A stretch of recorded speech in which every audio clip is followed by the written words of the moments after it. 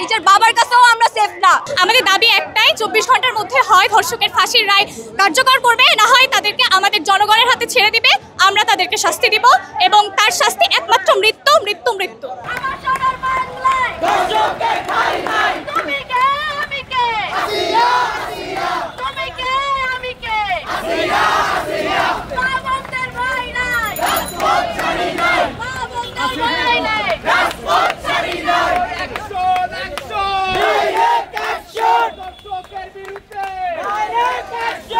বাংলাদেশের প্রশাসন আইন বিভাগ কিচ্ছু করতেছে না, তারা আমাদের নিরাপত্তা নিশ্চিত করতেছে না। আমরা মেয়েরা রাস্তায় সেফ না, আমরা বাসাতেও সেফ না, নিজের বাবার কাছেও আমরা সেফ না।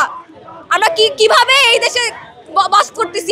আমাদের দাবি একটাই, 24 ঘন্টার মধ্যে হয় ধর্ষকের ফাঁসির রায় কার্যকর করবে, না হয় তাদেরকে আমাদের জনগণের হাতে ছেড়ে দিবে, আমরা তাদেরকে শাস্তি দিব এবং তার শাস্তি একমাত্র মৃত্যু মৃত্যু মৃত্যু। আমরা এখানে এসেছি অবশ্যই আমার বোনের ধর্ষকের ফাঁসির দাবিতে বা বিচারের দাবিতে, যে আর কতগুলো আসিয়া এরকম ধর্ষিত হলে, কতগুলো আসিয়ার কতগুলো প্রাণ গেলে প্রশাসনের চোখ খুলবে, প্রশাসন অগ্রসর হবে, বা প্রশাসনের দরজায় কড়া ডাক পড়ার আগ পর্যন্ত, তার মা বোনের সাথে এমন না হওয়ার আগ পর্যন্ত কি তারা আমাদের কোনো বিচার করবে নাকি করবে না। এটার জন্য এত বড় একটা আন্দোলনের পরে আমরা এরকম নারীদের নিরাপত্তা একেবারে আশা করিনি, না তারা বাইরে বের হতে পারছে না। আমরা আজকে ক্যামেরা ফেস করে যে আমরা কালকে সুষ্ঠুভাবে বাসায় যেতে পারবো বা সেখান থেকে ফিরতে পারবো, এরই কোনো নিশ্চয়তা নেই। এটি সম্পূর্ণ প্রশাসনের গাফিলতি।